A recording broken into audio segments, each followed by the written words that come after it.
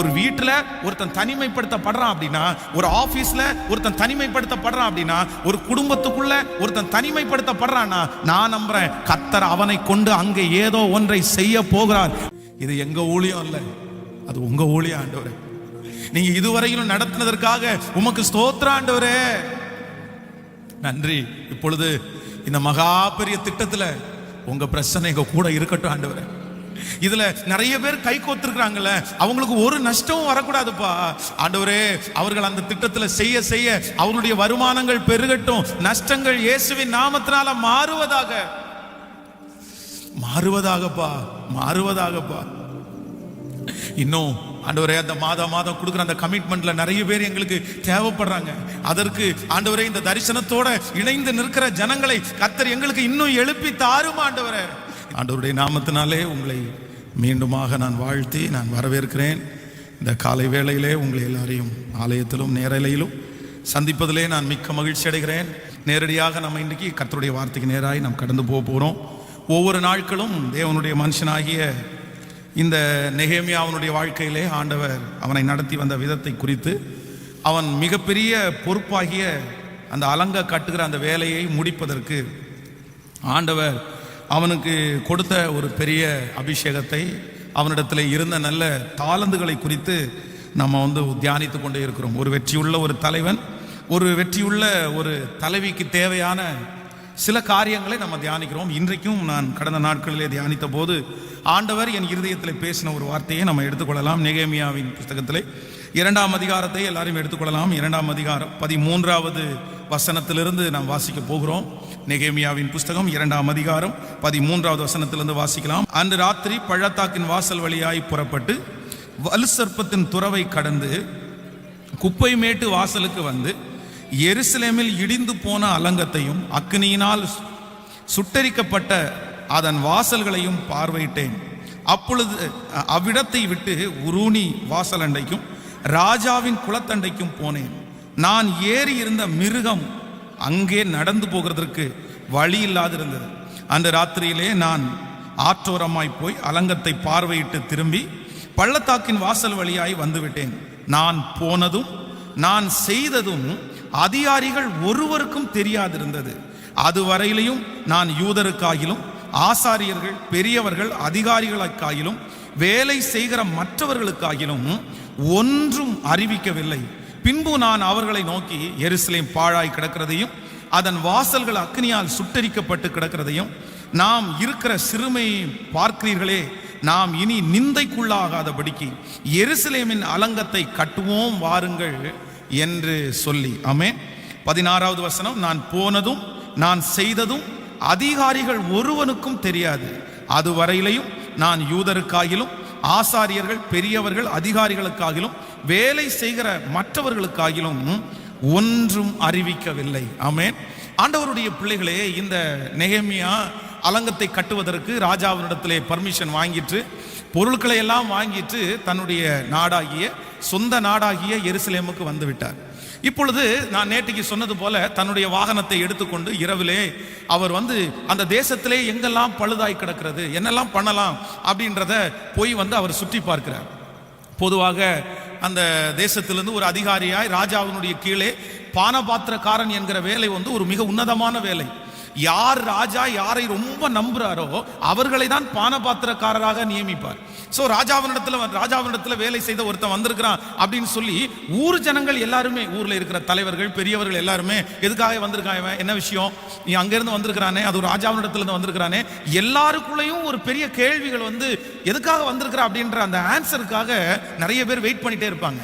ஆனா வேதம் சொல்லுகிறது, அவன் அந்த தேசத்தை சுற்றி பார்க்கிற வரைக்கும், அப்படின்னா அந்த தேசத்திலே இடிந்து கிடக்கிற இடம், அந்த தேசத்துல என்னென்ன நம்ம பண்ணணும் அப்படின்ற அந்த முழு திட்டத்தையும் தனக்குள்ளே போடுகிற வரைக்கும் வேதம் சொல்லுகிறது அவன் தனிமையாகவே இருந்தான். அவன் வந்ததையோ அவன் போகிறதையோ அவன் செய்ய போகிறதையோ அவனுக்கு கொடுத்த தரிசனத்தையோ யாருக்குமே அறிவிக்கவில்லை. அப்போ இந்த காரியத்தை நான் தியானித்துக் கொண்டிருக்கும் போது ஆண்டவர் என்னுடைய இருதயத்திலே பேசினார், ஒரு வெற்றியுள்ள தலைவனாய் தலைவியாக நீங்கள் மாற வேண்டும் என்று சொன்னால் உங்களுக்கு இருக்க வேண்டிய அடுத்த மிகப்பெரிய குவாலிட்டி என்ன அப்படின்னா, யார் தனிமையிலே நிற்க வேண்டும் என்று ஆசைப்படுகிறார்களோ, இல்லையென்றால் தனிமையிலே யாரெல்லாம் நிற்கிறார்களோ அவர்கள்தான் பெரிய வெற்றியை அடைய முடியும் என்கிறதை நீங்கள் மறந்துடவே கூடாது. இன்னைக்கு நான் கொடுக்கிற செய்தியினுடைய தலைப்பு தனிமையாக நில், தனிமையாக நில். ஒரு தேவனுடைய பிள்ளைய ஆண்டவர் நடத்துகிற பாதையே என்ன அப்படின்னா, நீங்கள் முதல்ல ஆரம்பிக்கும் போது நீங்க தனிமையா தான் ஆண்டவர் நிக்க வைக்கிறாரு. நம்ம வளர்ந்ததற்கு பிறகு நம்முடைய கூட்டங்கள் அதிகமாகும் போது, நம்முடைய செல்வப்பெருக்கு அதிகமாகும் போது நம்மோடு நிறைய பேர் சேர்கிறார்கள். அவர்களுக்கு நாம் உதவி செய்கிறோம். ஆனால் ஒரு வெற்றியுள்ள தலைவனாய் தலைவியாய் நீங்கள் நிற்க வேண்டும் என்றால், நான் கூட்டத்தோட தான் ஆரம்பிப்பேன், நான் ஜனங்களோட தான் நான் ஆரம்பிப்பேன், நான் என் சொந்தக்காரங்களோட தான் ஆரம்பிப்பேன் அப்படின்னு நீங்க நினைச்சிட்டீங்க அப்படின்னா, நிச்சயமாகவே அந்த காரியத்துல உங்களால பெரிய வெற்றியை அடையவே முடியாது. அவர்கள் உங்களை அப்படி செய்யவும் விட மாட்டார்கள். நீங்கள் வளர்ந்ததற்கு பிறகு உங்களோட கூடுகிற கூட்டம் வேற, நீங்க வளர்றதுக்கு முன்னாடி கூடுற கூட்டம் வேற. நீங்க வளர்றதுக்கு முன்னாடி ஆட்களோட தான் இருக்கணும், நான் தனிமையில செய்ய மாட்டேன் அப்படின்னு சொன்னா அந்த ஜனங்கள் உங்களை எப்படி வேணுமாலும் டைவர்ட் பண்றதுக்கு நிறைய வாய்ப்பு இருக்குது. ஆனா நீங்க ஆரம்பிக்கும் போது, நீங்கள் ஒரு காரியத்தை செய்யும் போது நீங்க எப்போ எப்படிதான் இருக்கணும் அப்படின்னா, தனிமையிலே தான் ஆண்டவர் உங்களை பழக்கிறாருங்கிறதை நீங்கள் மறந்து விடவே கூடாது. இது ஒரு பெரிய அனுபவம் எனக்கு இருக்கிறது. இந்த ஊழியத்தினுடைய ஆரம்பத்தில் பார்த்தீங்க அப்படின்னா, ஜனங்கள் ரொம்ப குறைவாய் தான் இருப்பாங்க. அப்போ நான் ஒரு வீட்டில் தங்கி இருக்கிறேன். வீட்டிலேருந்து வாசல்லேருந்து இறங்கினா சர்ச், அப்படின்னா ஒரே காம்பவுண்டு, ஒரு 5 சென்ட் இடம். அந்த 5 சென்ட் இடத்துல ஒரு பார்ட் சர்ச், இன்னொரு இடத்துல வீடு. அதுவும் நான் இந்த பக்கம் வீட்டில் குடியிருக்கிறேன், இந்த பக்கத்தில் ஒரு கிறிஸ்தவ குடும்பம் ஒன்று குடியிருக்கிறாங்க. அப்போ ஞாயிற்றுக்கிழமை ஆராதனை நமக்கு 8:30 மணிக்கு ஸ்டார்ட் ஆகும். ஆனால் பக்கத்து வீட்டில் இருக்கிறவங்க இன்னொரு திருச்சபைக்கு போகிறாங்க, தூரமான ஒரு சர்ச்சுக்கு போகிறாங்க. அவங்க 7:30 மணிக்கு வீட்டை விட்டு கிளம்புவாங்க. நான் அப்போல்லாம் 6 மணிக்கே போய் சர்ச்சில் ரெடியாகி உட்காந்து ஜெபம் பண்ணிட்டு ஆயத்தப்படுத்திட்டே இருப்பேன். ஆனால் 7:30 மணிக்கு நம்ம சர்ச்சில் பார்த்தீங்க அப்படின்னா 3 பேர் 4 பேர் 5 பேர் தான் வருவாங்க.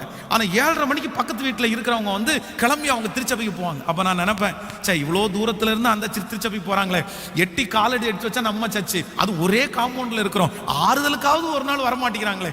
அவங்களுடைய திருச்சபைக்கு முக்கியத்துவம் கொடுக்கறது நல்லது. ஆனா அப்படி நினைச்சேன். அப்ப ஆண்டவர் ஆரம்பத்திலே என்னை எந்த பாதையில நடத்தினார் அப்படின்னு சொன்னா, தனிமையான பாதையில தான் நடத்தினாரு. இன்றைக்கு ஒருவேளை இந்த ஜெபத்தை கேட்கிற ஆண்டவருடைய பிள்ளையே, நீங்கள் தனிமையான பாதையிலே நடக்கலாம். உங்களோடு ஒருவரும் இல்லாமல் இருக்கலாம். உங்களுடைய தரிசனத்தை சுமக்க, உங்களுடைய சொப்பனத்தை சுமக்க, இல்லைஎன்றால் உங்களுடைய வேலையில உங்களுக்கு கை கொடுக்க, உங்களுக்கு உதவி செய்ய நான் நம்புறேன் ஆண்டவர் உங்களை தனியாக நிற்க வைக்க வேண்டும் என்று நினைக்கிறார். ஆண்டவர் உங்களை உயர்ந்த இடத்துல வைக்க வேண்டும் என்று நினைக்கிறார். அதனால தான் கர்த்தர் உங்களை தனிமையான பாதையில கொண்டு போறாரே தவிர, இந்த தனிமை ஒரு நாளும் உங்களுடைய வாழ்க்கையில தீமையாய் முடியவே முடியாது. ஆமென் சொல்லுங்கள். நீங்கள் பரிசுத்தவான்களுடைய வாழ்க்கையை எடுத்து வாசிப்பீர்களே ஆனாலும், அவர்களையும் கர்த்தர் எப்படி நடத்தினார் அப்படின்னா, அவங்க கூட்டத்தில் அத்தனை பேர் இருந்தாலும் கர்த்தர் அவர்களை மட்டும் தனியாக கர்த்தரவனை நடத்தினார். யாருமே அவங்களோட சேர மாட்டாங்க, யாருமே அவங்களுக்கு பிரியமா இருக்க மாட்டாங்க. இவங்க சொல்றது யாருக்குமே பிடிக்காது, அவங்க இவங்களுக்கு விரோதியா இருப்பார்கள். ஒரு வீட்டில் ஒருத்தன் தனிமைப்படுத்தப்படுறான் அப்படின்னா, ஒரு ஆபீஸ்ல ஒருத்தன் தனிமைப்படுத்தப்படுறான் அப்படின்னா, ஒரு குடும்பத்துக்குள்ள ஒருத்தன் தனிமைப்படுத்தப்படுறான்னா, நான் நம்புறேன் கர்த்தர் அவனை கொண்டு அங்கே ஏதோ ஒன்றை செய்ய போகிறார். அதற்காகத்தான் அந்த சூழ்நிலையை கர்த்தர் அனுமதிக்கிறாரே தவிர வேறு ஒன்றும் இல்லை, வேறு ஒன்றும் இல்லை. சோ எல்லாருமே எதற்காக பழகி கொள்ளணும்னா, தனிமையில ஆரம்பத்தில் நீங்க தனிமையில நின்று அப்படியே பழகணும், தனிமையில நீங்க ஜெயிச்சு பழகணும், தனிமையில நீங்க போராடி பழகணும், தனிமையில ஒரு மனுஷனிடத்துல பேசி பழகணும். அதுதான் உங்களை வெற்றியுள்ள தலைவனாய் மாற்ற முடியுமே தவிர, இல்லை என்றால் நீங்கள் கூட்டத்தோடு இருக்கும்போது அது எப்போ நம்முடைய வாழ்க்கைக்கு வெற்றியை கொண்டு வராது. ஆமென். இன்றைக்கு இந்த முழங்கால் யுத்த ஜெபத்தில் ஆண்டவரிடத்தில் என்ன கேட்கணும் அப்படின்னா, ஆண்டவரே எனக்கு சில நேரங்களில் சிலருக்கு ஆட்கள் இல்லை அப்படின்னா அப்படியே மனசு வெடிச்சு போகுது. சிலருக்கு அதான் ரொம்ப பிடிக்கும், ஆளோட இருக்கணும். 10 பேர் வீட்டில் எப்போவுமே சாப்பிடணும், சிரிக்கிறதுக்கு ஒரு 5 பேர் உட்கார்ந்து இருக்கணும், கூட இருக்கிறதுக்கு அங்கே போய் இங்கே போன்றதுக்கு ஆள் இருக்கணும். இல்லவே இல்லை, கர்த்தர் சில மனிதர்களை தனியாகவே கர்த்தர் நடத்துகிறார். ஆமென் சொல்லுங்கள். ஆனா இந்த வசனத்தை நான் தியானித்துக் கொண்டிருக்கும் போது ஒரு 3 காரியங்களை நான் அறிந்து கொண்டேன். அப்படின்னா, நீங்கள் தனிமையாய் இருக்கிறதுனால உங்களுக்கு 3 விதமான ஆசீர்வாதம் இருக்குது. ஒரு மனிதன் தனிமைப்படுத்தப்படும் போது அவர்களுக்கு 3 விதமான ஆசீர்வாதம் இருக்கிறது. நம்பர் 1, முதலாவதாக வாசிக்க போகிறோம், எல்லாரும் எடுத்துக்கொள்ளலாம். யோவான் எழுதின சுவிசேஷத்தை எடுத்துக்கொள்ளலாமா? யோவான் எழுதின சுவிசேஷத்தை எடுத்துக்கொள்ளுங்கள். யோவான் எழுதின சுவிசேஷம் 8ஆம் அதிகாரத்திலே ஒரு வசனத்தை நம்ம வாசிக்க போகிறோம். 8ஆம் அதிகாரம் 6வது வசனத்தை நம்ம வாசிக்க போகிறோம். யோவான் எழுதின சுவிசேஷத்திலே 8ஆம் அதிகாரத்திலே 6வது வசனத்தை வாசிக்கலாம். அவர் மேல் குற்றம் சுமத்துவதற்காக காரணம் உண்டாகும் பொருட்டு அவரை சோதிக்கும்படி இப்படி சொன்னார்கள். இயேசுவோ குனிந்து விரலினால் தரையிலே எழுதினார். அவர்கள் ஓயாமல் அவரை கேட்டுக்கொண்டிருக்கையில் அவர் நிமிர்ந்து பார்த்து, உங்களில் பாவம் இல்லாதவன் முதலாவது கல்லெறிய கடவன் என்று சொல்லி மறுபடியும் குனிந்து தரையிலே எழுதினார். அவர்கள் அதை கேட்டு தங்கள் மனசாட்சியிலே கடிந்து கொள்ளப்பட்டு பெரியோர்கள் முதல் சிறியோர் வரைக்கும் ஒவ்வொருவராய் போய்விட்டார்கள். இயேசு தனித்திருந்தார். அந்த ஸ்திரீ நடுவே நின்றாள். இயேசு நிமிர்ந்த அந்த ஸ்திரீயை தவிர வேறு ஒருவரையும் காணாமல், ஸ்திரீயே, உன்மேல் குற்றம் சாட்டினவர்கள் எங்கே? ஒருவனாயிலும் உன்னை ஆக்கினைக்குள்ளாக தீர்க்கவில்லையா என்றார். அதற்கு அவள், இல்லை ஆண்டவரே என்றாள். இயேசு அவளை நோக்கி, நானும் உன்னை ஆக்கினைக்குள்ளாக தீர்க்கிறதில்லை, நீ போ, இனி பாவம் செய்யாதே என்றார். இந்த சம்பவம் நமக்கு எல்லாருக்கும் தெரியும். அங்க இருக்கிற ஆட்கள் எல்லாம் ஆண்டவர் மேல குற்றம் கண்டுபிடிக்கிறதுக்காக ஒரு ஸ்திரீயை கையும் களவுமாக பிடித்தான் அப்படின்னு சொல்லி கொண்டு வந்து நிறுத்தி இருக்கிறாங்க. எல்லாருடைய கைகளிலையும் ஒரு கல் இருக்கிறது. அப்போ எல்லாருமே அந்த ஒரே ஒரு ஸ்திரீயை மட்டும் தனியாக நிறுத்தி கூட்டமாய் அவள் மேல் குற்றப்படுத்துகிறார்கள். இவ இப்படி தப்பு பண்ணியிருக்கிறா, இவளை நாங்கள் கையும் களவுமா பிடிச்சோம், இவளை அழிவுக்குரியவர்கள், இவளை வந்து கல்லெறிஞ்சு கொல்லணும், அதுதான் மோசையினுடைய நியாயப்பிரமாணத்தில் எழுதி இருக்குது, எதுக்கும் உங்கள்கிட்ட ஒருத்தர் வார்த்தை கேட்கலாம் அப்படின்னு தான் வந்தோம் அப்படின்னு எல்லாருமே அவளை தனியாக நிற்பாட்டி மற்றவங்க எல்லாம் கூட்டமாக நின்று இருக்கிறாங்க. உடனே ஆண்டவர் என்ன சொல்றாரு அப்படின்னா, சரி, உங்களில் பாவம் இல்லாதவன் முதலாவது கல்லெறிய கடவன் அப்படின்னு சொல்றாரு. எல்லாரும் மனசாட்சியிலே குத்தப்பட்டு எல்லாரும் கல்லுகளை போட்டுட்டு அப்படியே எல்லாரும் திரும்பிட்டாங்க. இப்போ ஆண்டவர் திரும்பி பார்க்கும்போது, உன்னை யாருமே குற்றப்படுத்தலையான்னு கேட்கும்போது அந்த ஸ்திரீ சொல்கிறாள், ஒருத்தரும் குற்றப்படுத்தலை. இப்போ அந்த இடத்துல யாரெல்லாம் நின்று இருக்காங்கன்னா அந்த ஸ்திரீயும் ஆண்டவரும் மட்டும்தான் நின்று கொண்டிருக்கிறார். அப்போதான் ஆண்டவர் சொல்றாரு, நானும் உன்னை குற்றவாளியாக தீர்க்கல, நீ போ, இனி பாவம் செய்யாதே. நன்றாய் நினைத்துக் கொள்ளுங்கள், நீங்கள் தனியாக நிற்கும் போது உங்களுக்கு கிடைக்கிற முதல் பிளஸிங் என்ன அப்படின்னா, உங்க கூட ஆண்டவர் நிற்பாரு. உங்க கூட ஆண்டவர் நிற்பாரு. நீங்க எப்பெல்லாம் தனியா நிக்கிறீங்களோ, எப்பெல்லாம் தனிமையிலே தள்ளப்படுகிறீர்களோ, உங்கள் சொந்தங்கள் வெறுத்து தள்ளுகிறார்களோ, உங்கள் வேலை ஸ்தலத்திலே வெறுத்து தள்ளப்படுகிறீர்களோ, உங்கள் குடும்பத்தில் இருக்கிறவர்கள் வெறுத்து தள்ளுகிறார்களோ, நான் தீர்க்க தரிசனமா சொல்றேன், நீங்க தனிமையை நிற்கும் போது நீங்க தனி ஆள் அல்ல, உங்க கூட கண்ணுக்கு தெரியாமல் ஆண்டவராகிய இயேசு கிறிஸ்து உங்களுக்கு துணையாய், உங்களுக்கு ஆதரவாய் உங்களோட இருக்கிறார் என்கிறதை நீங்கள் மறந்து விடவே கூடாது. தனியாக நிற்கும் போது கர்த்தர் நம்மோடு கூட இருக்கிறார். கர்த்தர் நம்மோடு கூட இருக்கிறார். ஒரு வயதான ஒரு அம்மா தன்னுடைய வீட்டிலே படுத்து கிடக்கும் போது அந்த இரவில் வந்து ஒரு பெரிய நாகப்பாம்பு அந்த வீட்டுக்குள்ளே வந்திருக்கு. அப்போ இவர்கள் வந்து ஒரு சின்ன குடிசை வீட்டில் கிடந்து அவர் தனியாக இருக்காங்க. அப்போ இவர்களுக்கு யாருமே இல்லை. திடீர்னு ஒரு சத்தம் கேட்டு போய் பார்த்தா ஒரு பெரிய பாம்பு. அந்த பாம்பை அடிக்கக்கூடிய பலன் அவங்களுக்குள்ளே இல்லை. உடனே ஆண்டவரிடத்தில், ஆண்டவரே, நான் என்ன செய்யணும் ஆண்டவரே, நான் என்ன பண்ணுறதுனே தெரியலையே, இந்த விஷ பூச்சியை நான் எப்படி கொல்றது? அவங்க அப்படி ஜோம் பண்ணா அடுத்த சில நிமிடங்களிலே பார்ப்பீர்களே, ஆனால் அதுவே போய் தெரியாம ஒரு சின்ன ஓட்டைக்குள்ள தன்னுடைய தலையை விட்டு வெளியே வர முடியாம மாட்டி அங்கேயே திரும்பி திரும்பி திரும்பி தன்னுடைய சரீரத்தை அடிச்சு அப்படியே செத்து விழுந்துருச்சு. அப்போதான் அவங்க வந்து ஆண்டவருக்கு நன்றி சொன்னாங்களாமா, இந்த வீட்டில் நான் மட்டும் தனியா இல்லை, இந்த வீட்டில் என் கூட தூதர்களோட கர்த்தர் இந்த வீட்டில் உலாவி கொண்டிருக்கிறார். நான் தீர்க்க தரிசனமாய் சொல்லுகிறேன், இன்றைக்கு இந்த முழங்கால் யுத்த ஜெபத்திலே வந்திருக்கிற அன்பு தேவ பிள்ளையே, சத்தத்தை கேட்கிற அன்பு தேவ பிள்ளையே, நீங்கள் எப்பொழுதெல்லாம் தனிமையாய் உணர்கிறீர்களோ அப்பொழுதெல்லாம் நம்முடைய ஆண்டவராகிய இயேசு கரத்தை பிடித்து சொல்கிறார், நீ கடந்து போகிற இந்த சூழ்நிலையிலே நான் உன்னோடு கூட இருக்கிறேன், இந்த தேவையிலே நான் உன்னோடு கூட இருக்கிறேன், நீ தனிமையானவள் அல்ல, நீ தனிமையானவன் அல்ல, உன்னை தனியாக விடுவதற்கு நான் அப்படி உனக்கு செய்ய மாட்டேன், உன்னோடு கூட இருப்பேன் என்று கர்த்தர் வாக்கு கொடுக்கிறார். ஹல்லேலூயா! எத்தனை பேர் ஆமோதிக்கிறீங்க? ஸோ முதல் ஆசீர்வாதம், நம்ம தனிமையா இருக்கும்போது ஆண்டவர் நம்ம கூட இருக்கிறார். ஆண்டவர் உங்க கூட இருக்கணும்னு விருப்பப்படுறீங்க அப்படின்னா நீங்க வந்து கொஞ்சமாவது சில காரியங்களை நீங்க என்ன பண்ண ஆரம்பிங்கன்னா, தனியா இருக்கிறதுக்கு நீங்க முயற்சி எடுங்க. அப்பதான் நீங்க மனிதர்களோட இருக்கும்போது அவர்கள் உதவி செய்வாங்க, இவங்க உதவி செய்வாங்க அப்படின்னு நினைச்சு அவர்களை டிபெண்ட் பண்ணும்போது சில நேரத்தில் ஆண்டவர் என்ன பண்றாரு அப்படின்னா தூர ஒதுங்கி தான் நிற்கிறார். அதான் நீங்கள் இன்றைக்கு கர்த்தர் உங்களுக்காக யுத்தம் பண்ணுவார், நீங்க சும்மா இருப்பீங்க, நீங்க அமைதியா இருங்க. சில காரியங்களை நம்ம வந்து ஆட்களை வச்செல்லாம் செய்யவே முடியாது, ஆட்களை வச்சு பண்ணவே முடியாது. நம்ம எப்படிதான் இருக்கணும் அப்படின்னா, நம்ம தனிமையாய் நிற்கும் போது தேவன் நமக்கு இரக்கம் பாராட்டுகிறவரா இருக்கிறார். ஹல்லேலூயா! அப்படியே கையை மேல உயர்த்தி, ஆண்டவரே நீர் எங்களோடு கூட இருக்கிறீர் என்று நம்புகிறோம். ஆண்டவரே சொல்லுங்க, ஆண்டவரே நீர் எங்களோடு கூட இருக்கிறீர் என்கிறதை நாங்கள் நம்புகிறோம். ஆண்டவரே ஆமென். ஒரு வசனத்தை கூட நம்ம வாசிக்க முடியும்.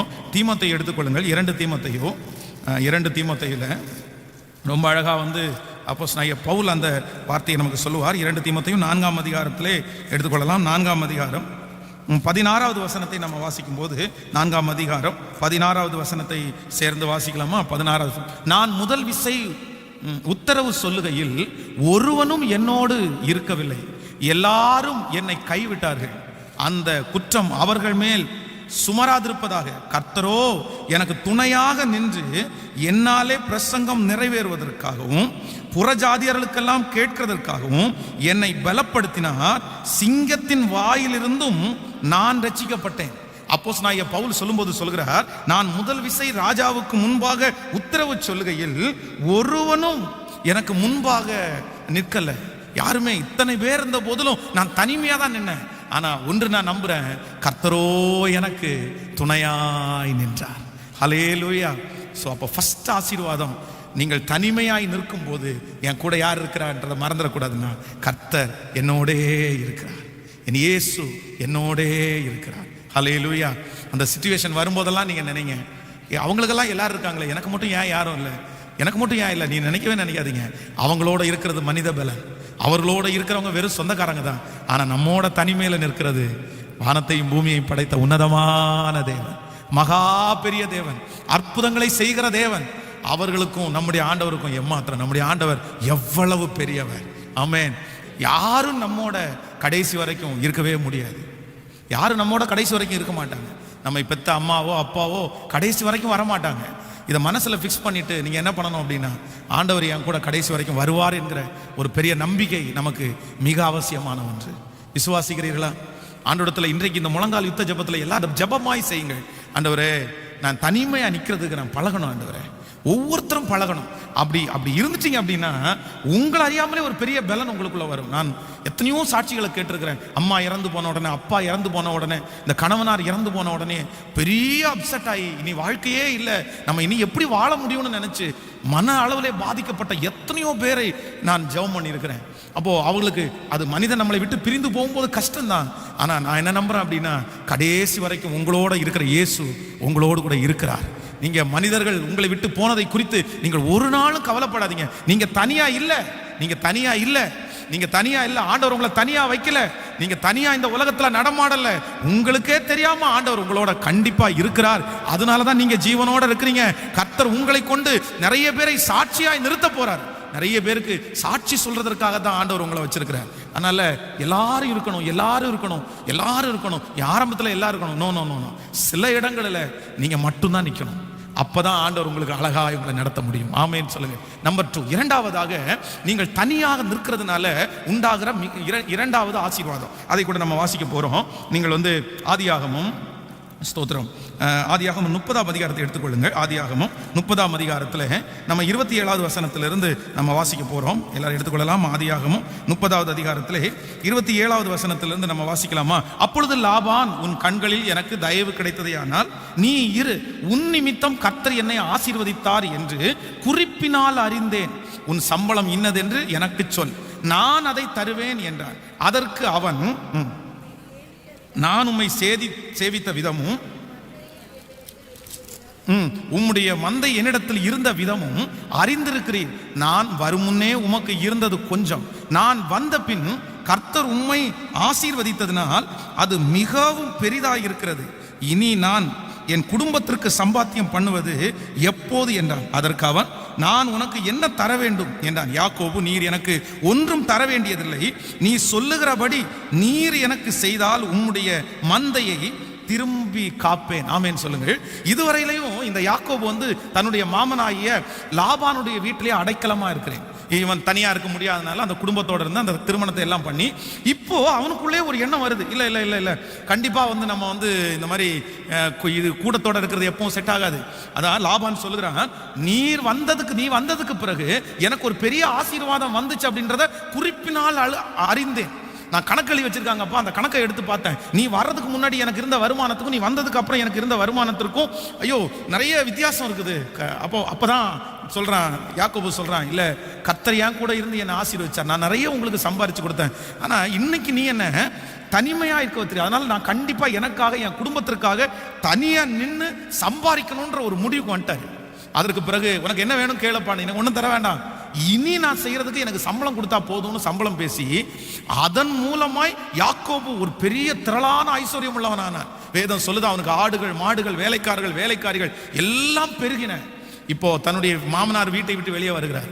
மாமனார் இவரை தேடி வர்றார். தேடி வரும்போது வேதம் சொல்லுது, அந்த மாமனாருக்கு முன்பாக யாக்கோபு தலை குனிந்தல்ல, தலை நிமிர்ந்து நின்றான். ஏன் அப்படின்னா, நான் உங்களுக்கு கொடுக்க வேண்டியது ஒன்றும் இல்லை, நீங்க எனக்கு தர வேண்டியது ஒன்றும் இல்லை, உங்களுடைய பொருள் எதையுமே நான் எடுத்துக்கொள்ளவில்லை, உங்களுடைய பொருள் எது இருந்தாலும் நீங்க அழகா எடுத்துக்கொண்டு போங்க அப்படின்னு அவன் சொல்லிட்டான். அப்போ நன்றை நினைத்துக் கொள்ளுங்கள், நீங்கள் தனியாக நிற்பீர்களே ஆனால் எந்த மனுஷனிடத்திலையும் நம்ம வருத்தம் வைக்க வேண்டிய அவசியமே இல்லை. யாருமே நம்மளை என்ன பண்ண மாட்டாங்கன்னா காயப்படுத்தவே மாட்டார்கள். நீங்கள் எப்பொழுது மனிதர்களோட நிற்கணும் அப்படின்னு நினைக்கிறீங்களோ, சில நேரங்களில் எந்த மனிதர்களோட நம்ம நிற்கிறோமோ அந்த மனிதர்கள் நம்மை அதிகமாய் காயப்படுத்துவார்கள்.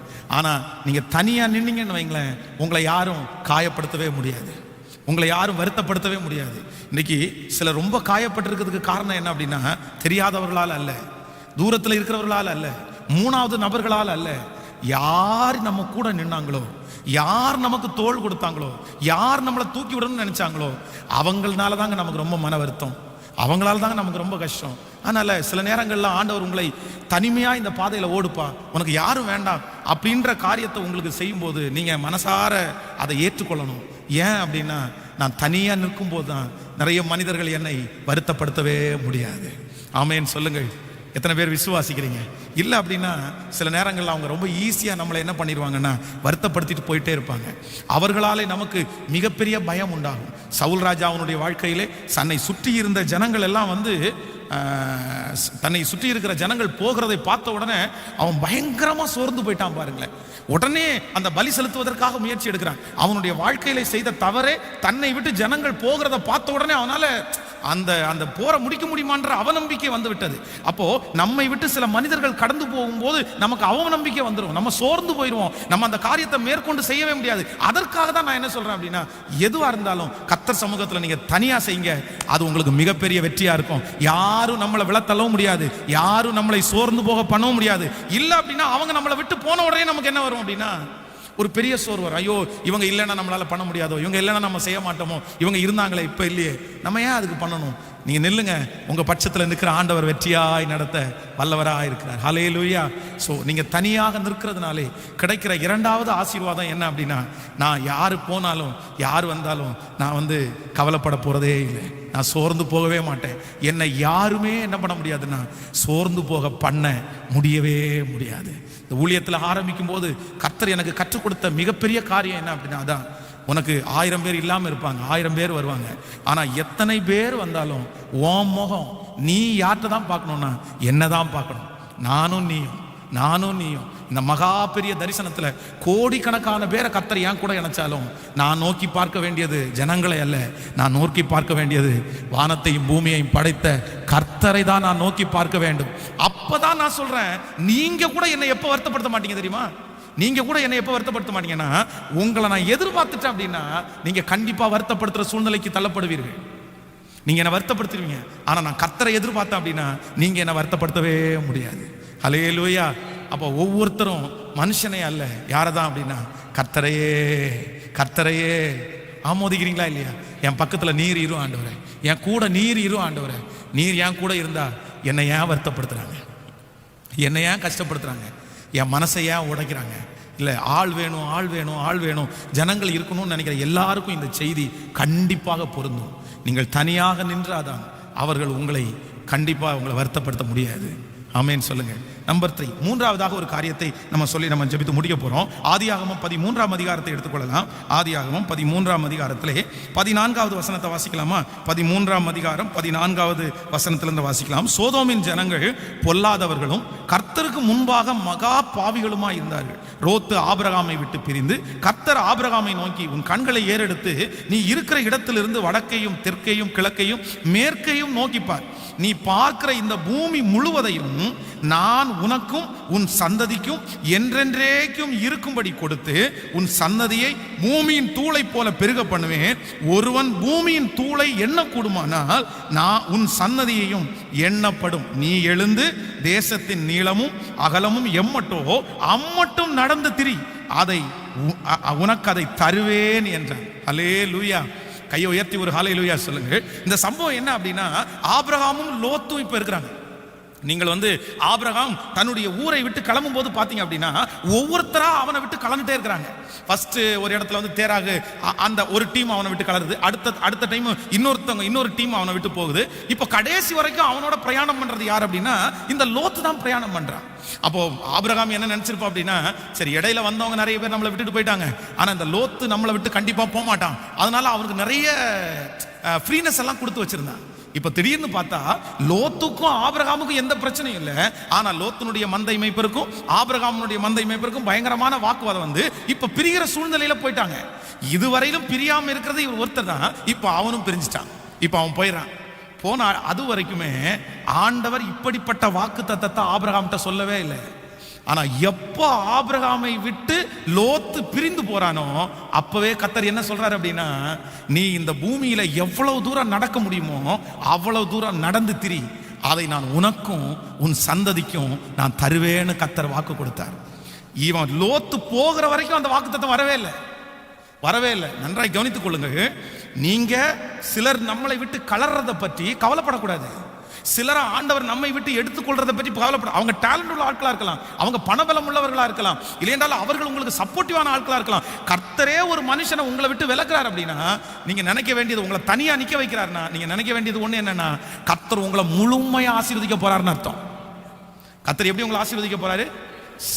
சிலர் தனியாக நின்றால்தான் நீங்கள் முழுமையான ஆசீர்வாதத்தை பெற்றுக்கொள்ள முடியும்.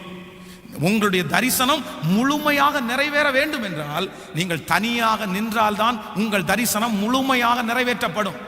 இல்லை அப்படின்னா அவங்க எனக்கு ஹெல்ப் பண்ணுவாங்க, அவங்க கூட இருக்கட்டும்னு நினைச்சீங்கன்னா உங்க தரிசனம் உங்களை கொண்டு கர்த்தர் வச்சிருக்கிறது முழுமையா என்ன பண்ணாதுன்னா ஃபினிஷ் ஆகவே ஆகாது. இதுவரைக்கும் ஆபிரகாமுக்கு இப்படி வாக்குத்தத்தம் கிடைக்கல. அவன் வெளியே போனோன்னு கர்த்தர் சொல்றாரு, மொத்தமும் யாருக்கு தான்ப்பா, நீ எவ்வளவு தூரம் நடக்க முடியுமா நடந்தது எல்லாமே உனக்கு தான், நான் உனக்காக தான் வச்சிருந்தேன். ஸோ அவன் உள்ள இருந்தான். அவன் ஜெபத்துல குறைவு, விசுவாசத்துல குறைவு. நீ நேசிக்கிற அளவுக்கு என்ன அவன் நேசிக்கல, நீ விரும்புற அளவுக்கு நீ என்ன விரும்பல.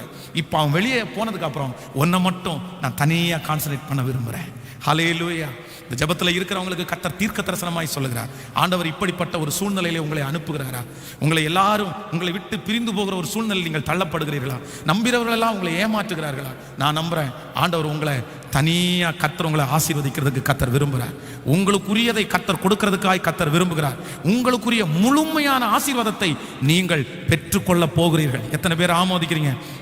உங்க ஆசீர்வாதத்தை அவங்க பிச்சு எடுக்கிறதுனால, அவங்க தூரத்துல கொண்டு போறதுனால ஆண்டவரால் உங்களால முழுமையா ஆசீர்வதிக்கவே முடியல. அதனால நான் இந்த செய்தியை கொடுக்கறதுனால அவசரப்பட்டு உடனே சுற்றி இருக்கிறவங்களை எல்லாம் கலட்டி விட்டுட்டு நீங்க வந்துருங்க அப்படின்னு சொல்லல. நீங்க யாரையுமே கலட்டி விட வேண்டாம், உங்களை விட்டு யாருமே போக வேண்டாம். கர்த்தருக்கு பிரியமில்லாதவர்கள் உங்களோட இருப்பார்களே, ஆனால் நீங்க ஜெபம் மட்டும் பண்ணுங்க, அவங்க உங்களோட இருக்க முடியாது, அவங்க உங்களோட இருக்கவும் மாட்டாங்க. ஆமோதிக்கிறீங்களா இல்லையா? அவங்களே அவங்க உங்களை விட்டுட்டு சமாதானமா அவங்க வெளியே போயிடுவாங்க, நீங்க ஜெபம் மட்டும் பண்ணா போதும். ஸோ அப்படி உங்களை விட்டு போறவங்களுக்காக நீங்க என்ன படக்கூடாது அப்படின்னா வருத்தம் மட்டும் படக்கூடாது. வருத்தம் மட்டும். எல்லாரும் மாறுவார்களா? சத்தமா சொல்லுங்க, எல்லாரும் மாறுவார்களா? எல்லாரும் கைவிடுவார்களா? அதான் நான் 3 காரியத்தை எப்பவும் சொல்லுவேன். ஒண்ணு, யாரு வேணாலும் உங்க மேல பொறாமப்படுவாங்க. ஹலோ சொல்லுங்க, சத்தமா சொல்லுங்க. யாரு வேணும்னாலும் உங்க மேல பொறாமப்படுவாங்க. ஒரு வீட்டில் 2 பெண் குழந்தைகள், குட்டி குழந்தைங்க இருக்குது. இந்த 2 குட்டி குழந்தைங்களுக்குள்ள இந்த இளைய குழந்தை வந்த உடனே அந்த குழந்தைக்கு கொஞ்சம் உடம்பு நல்லா இல்லைன்னு சொல்லி அவங்க அம்மா அப்பா கேர் எடுக்க ஆரம்பிச்சிட்டாங்க. இந்த மூத்த பாப்பா வந்து 2 குழந்தைங்க சின்ன குழந்தைங்க தான், கேர் எடுக்க ஆரம்பிச்ச உடனே இந்த குழந்தை தொட்டில படுத்து கிடக்கும் போது கையை பிடிச்சி இழுத்து அது கீழே தள்ளி போடும். அந்த குழந்தைய போய் படார்னு அடிக்கும். இந்த சின்ன குழந்தைக்கு எதுவுமே தெரியாது. ஆனா அம்மா அப்பா ஒரு குழந்தைய எக்ஸ்ட்ரா கேர் எடுக்கிறாங்கன்றது அதால் தாங்க முடியல. ஒரு வாலிபு பொண்ணு பிசாசு பிடிச்ச மாதிரி சர்ச்சில் வருது. என்ன பிரச்சனை அப்படின்னு கேட்டால் சொல்லுது, எங்கள் அக்காவை நான் கொன்னாதான் உள்ள பிசாசு பேசுகிற மாதிரி அது பேசுது, ஆக்டிங் பண்ணுது. எங்கள் அக்கா செத்துட்டானா நான் நல்லாயிருவேன். அப்புறம் விசாரித்து பார்த்தா தான் தெரியுது, சின்ன வயசுலேருந்து அவங்க அம்மா அப்பா அக்காவுக்கு ரொம்ப கேர் எடுக்கிறதுனால அவங்க மேலே ஒரு பொறாமை. அப்போ ஒன்று நினைத்துக் கொள்ளுங்கள், யார் வேண்டும் என்றாலும் உங்கள் மேல் பொறாமை. பெத்த அம்மா கூட சில டைம் பொறாமப்படுவாங்க, பெத்த அப்பா கூட பொறாமப்படுவாங்க. யார் வேண்டும் என்றாலும் பொறாமப்படுவார்கள். நம்பர் 2, யார் வேண்டும் என்றாலும் மாறுவார்கள். அழுத்தி சொல்றேன், யார் வேணாலும் நீங்க மலையை போல நம்பி இருக்கிறவங்க கூட மாறுவாங்க. நம்பர் 3, யார் வேண்டும் என்றாலும் கைவிடுவார்கள். இந்த 3ஐயும் ஒரு ஆண்டவருடைய பிள்ளை மறக்கவே கூடாது சாகிற வரைக்கும். ஒன்று, யார் வேணாலும் என் மேலே பொறாமப்பட முடியும். நம்பர் 2, யார் வேணாலும் என்னை மறந்துடுவாங்க. நம்பர் 3, யார் வேணாலும் என்ன கை விட்டுருவாங்க. ஸோ அந்த மாதிரி ஒரு சூழ்நிலை வர்றதுக்கு முன்னாடி நான் என்ன சொல்கிறேன்னா, கர்த்தர் என்னை தனிமையாக நிற்க வைக்கும்போது நான் தனியாகவே நின்றேன் ஐயா, தனியாகவே நின்றேன். கஞ்சியோ கூழோ நான் தனியாக நின்று குடிச்சிட்றேன் ஐயா. உனக்கு அதுக்காக ஜனங்கள் வேண்டான்னு சொல்லலை. வேதம் சொல்லுது 2 பேர் ஒன்றா இருக்கும்போது சூடுண்டாகும்னு சொல்லுது. ஒருவன் விழுந்தால் ஒருத்தன் தூக்கி விடுவான். நம்ம சகோதர ஐக்கியத்தை குறித்து சொல்ல வரல, ஆனால் அவங்களையே சார்ந்து அவங்களையே டிபெண்ட் பண்ணி எந்திரிச்சாலும் தூங்கினாலும் அவங்க பேரை உச்சரித்து ஐயோ அவங்க எல்லாம் நான் வாழ முடியாது, ஐயோ அவங்க இல்லாமல் நான் எப்படி செய்வேன்? நோ, இல்லவே இல்லை. கர்த்தர் இல்லாமல் தான் நம்மளால் வாழ முடியாது. ஆமேன்னு சொல்லுங்கள். ஒரு முழுமையான ஆசீர்வாதத்தை பெற்றுக்கொள்ளணுமா? கர்த்தர் உங்களுக்குரியதை அப்படியே ஃபுல் பண்ணி உங்களுக்கு தரணுமா? உங்களை எப்படி தான் நிற்க வைப்பாருன்னா தனியாக தான் நிற்க வைப்பார். ஆமோதிக்கிறீர்களா? தனியாக நிற்கிற ஒரு மனிதன் தான் முழுமையான ஆசீர்வாதத்தை பெற்றுக்கொள்ள முடியும், பெற்றுக்கொள்ள முடியும். ஆமோதிக்கிறீர்களா? ஏசப்பாட்ட கேட்கணும். என்ன கேட்கணும்? ஆண்டவரே, நான் தனிமையை நிற்கிறதுக்கு எனக்கு என்ன தரும் அப்படின்னா, இந்த நெகேமியாவை குறித்து வேதம் சொல்லுது, அலங்கத்தை கட்ட ஆரம்பிக்கும் போது ஃபர்ஸ்ட் விஷன் என்ன அப்படின்னா, தனக்குள்ளே அவன் ரெடி ஆயிட்டான், அவன் பர்ஃபெக்ட் ஆயிட்டான், அவனுக்குள்ள ஒரு ப்ளூ பிரிண்ட் வந்துருச்சு. அவனுக்குள்ள அந்த ப்ளூ பிரிண்ட் வந்ததுக்கு பிறகுதான் அதை மற்றவங்களுக்கு அவன் ஷேர் பண்றான். அது வரைக்கும் அவன் அந்த தரிசனத்தில் யார் தான் நிற்கிறான்னா அவன் மட்டும்தான் நிற்கிறான். ஆனால் உங்களுக்கே வெளிச்சம் இல்லை, உங்களுக்கே ஒரு ஐடியா இல்லை, நீங்களே ஸ்ட்ராங் ஆகலை. 10 பேரை கூப்பிட்டு வச்சு என்ன பண்ண போறீங்க, என்ன செய்ய போறீங்க? அந்த காரியம் வெற்றியாக முடியாது. முதல்ல உங்க தரிசனத்தில் யார் நிற்கணும்? சத்தமா சொல்லுங்க. நீங்க நிற்கணும், நீங்க ஸ்ட்ராங் ஆகணும். ஊழியத்தில் கர்த்தர் எனக்கு கற்றுக் கொடுத்த பாடமே அதான். நீ ஊழியம் செய்யறதுக்கு லாயக்குள்ளவனா மாறணும் அப்படின்னா ஃபர்ஸ்ட் நீ தனியாக நில்லு. நீ நின்று நீ தரிசனத்தை சுமந்து நீ நல்லா கஷ்டப்பட்டு என்ன பண்றேன், என்ன செய்யறேன், உன்னை எப்படி நடத்துறேன் எல்லாத்தையும் புரிஞ்சுக்கோ. அதுக்கப்புறம் உன் கூட லட்சங்களை ஆயிரங்களை கொண்டு வந்து சேர்ப்பேன். இன்னைக்கு கர்த்தர் அப்படிதான் எனக்கு செஞ்சுட்டு இருக்குது. கிட்டத்தட்ட ஒரு 7 ஆண்டுகள் என்னை தனியாகவே நிற்க வச்சாரு, தனியாகவே நிற்க வச்சாரு. யாருமே இல்லாமல், அத்தனை சொந்தங்கள் அத்தனை நண்பர்கள் இருந்த போதிலும் கர்த்தர் என்ன தனியாகவே. இன்னைக்கு இங்கே இருக்கிற யாரையோ ஒருத்தரை, இந்த வார்த்தையை கேட்குற யாரையோ ஒருத்தரை கர்த்தர் இந்த சூழ்நிலையில் தான் நடத்துறாரு. தேவ பிள்ளையே, தனிமையில் நிற்கிறத குறித்து மட்டும் சோர்ந்தே போகாத. ஆண்டவர் உங்களுக்கு கொடுக்குற ஆசீர்வாதம் ஃபர்ஸ்ட் நம்பர் 1. முதலாவதாக நீங்கள் தனியாக நிற்கிறீங்க அப்படின்னா உங்கள் கூட 100% கர்த்தர் நிற்கிறார். ஆமேன்னு சொல்லுங்கள். அல்லேலூயா. மோசேக்கு விரோதமாய் பேசும்போது ஆண்டவரே எழும்பு வழக்காடுகிறார். என் பையன் தனியான்னு நினைச்சிடாத, நான் என் பையன் கூட இருக்கிறேன், அவனுக்காக நான் யுத்தம் பண்ணுவேன், அவனுக்காக நான் வழக்காடுவேன்னு கர்த்தர் எழுப்பி நிற்கிறார். ஸோ நீங்கள் தனியாக இருக்கும்போது நம்பர் 1 கர்த்தர் உங்களோட இருக்கிறார். நம்பர் 2, ரெண்டாவது, நீங்கள் தனியாக நிற்கும் போது யாருமே உங்களை காயப்படுத்தவே முடியாது, யாரும் உங்களை சோர்ந்து போக பண்ண முடியாது. நீங்கள் தனியாக நிற்கலைன்னா தான், கூட்டத்தோடு இருந்தால் தான் அவங்க நம்மளை சோர்ந்து போக பண்ணுவாங்க. நம்பர் 3, நீங்கள் தனியாக நின்னாதான் உங்களுக்கு ஒரு முழுமையான ஆசீர்வாதத்தை கர்த்தர் உங்களுக்கு தருவார். ஹல்லேலூயா. இன்றைக்கு இந்த முழங்கால் யுத்த ஜெபத்தில் நான் டிக்ளேர் பண்ணுறேன், இங்கே இருக்கிற எல்லா தேவனுடைய பிள்ளைகளும், இந்த சத்தத்தை கேட்கிற பிள்ளைங்க, ஒரு சின்ன பிஸ்னஸ் ஒன்று ஆரம்பிங்க. இன்வெஸ்ட்மெண்ட் இல்லாத ஒரு சின்ன பிஸ்னஸ் ஆரம்பிங்க. இன்வெஸ்ட்மெண்ட்டே இருக்கக்கூடாது, நீங்கள் பணத்தை செலவு பண்ணக்கூடாது, கடன் வாங்கி தொழில் ஆரம்பிக்கக்கூடாது. நீங்கள் ஒரு சின்ன உங்களுடைய சரீர உழைப்பு, உங்களுடைய கர்த்தர் கொடுத்த ஞானத்தினால ஒரு சின்ன பிஸ்னஸ், ₹1 பிஸ்னஸ் ஆரம்பிங்க. ஒரு நாளில் உங்களுக்கு ₹1 லாபம் வரட்டும், இல்லைன்னா ஒரு மாதத்தில் உங்களுக்கு ₹100 லாபம் வரட்டும். அந்த மாதிரி ஒரு பிஸ்னஸை இப்போ துவங்குங்க, ஜெபம் பண்ணுங்க, அதை டெவலப் பண்ணுங்க, அதை நம்முடைய தேசத்துக்கு தகுந்த மாதிரி அதை மோட்டிவேட் பண்ணி அப்படியே நல்ல அழகாக கொண்டு போங்க. நான் சொல்கிறேன், கர்த்தர் கை உங்களுடைய கையோடு இருக்கும். நீங்கள் இன்னைக்கு தனிமையாக இல்லை, ஆண்டவர் இன்னைக்கு நல்லா வாக்கு கொடுக்குறாரு, உங்களோட நான் வர்றேன், உங்களோட கூட நிற்பேன். உங்கள் கையோட கர்த்தருடைய கை இருக்கும், உங்கள் பிஸ்னஸோட கர்த்தருடைய பிஸ்னஸ் இருக்கும், உங்களுடைய வருமானத்தோட கர்த்தருடைய வருமானம் இருக்கும். கர்த்தர் உங்களை தனியாய் நின்று கர்த்தர் உங்களை நடத்த போறாரு. உன்னை அதுக்காக தான் வேறு பிரிச்சேன், அதற்காகத்தான் உன்னை குடும்பத்திலிருந்து இன்னைக்கு வரைக்கும் எத்தனை பேரையோ நீ தேடி போற, எத்தனை பேரையோ சார்ந்து போற. ஆனா நீ திரும்பி பார், ஒருத்தர் கூட உன் கூட நிக்கல, ஒருத்தர் கூட உன் கூட இந்த பிரயாணத்தில் வரல. எல்லாரும் பாதி வெளியில போயிட்டாங்க, கடைசி வரைக்கும் உன் கூட நிக்கிறது நான் தான். கர்த்தர் இன்றைக்கு தீர்க்க தரிசனமாய் திருவிழம் பற்றுவார், நானே உன் கூட கடைசி வரைக்கும் நிப்பேன்னு கர்த்தர் சொல்றேன். இதுவரைக்கும் நிற்காதவங்களை நீங்க தேட வேண்டாம். ஹல்லேலூயா. எல்லாரும் அப்படி தேவ சமூகத்தில், ஆண்டவரே நீ நல்லவர், நான் நம்புறேன் ஆண்டவரே, நீர் என் கூட இருந்தா போதும் ஆண்டவரே, நான் மதுகளை தாண்டுவேன் ஆண்டவரே, நீங்க இல்லாம என்னால வாழவே முடியாது, நான் தனிமையில நிற்கிறதுக்கு ஆயத்தமா இருக்கிறேன்றவங்க கைகளை மேல உயர்த்தி சத்தமா, ஏசப்பா நீர் என் கூட இருந்தால் போதும் என்று சொல்லுங்கள். ஹல்லேலூயா. Thank you Jesus. Thank you Jesus.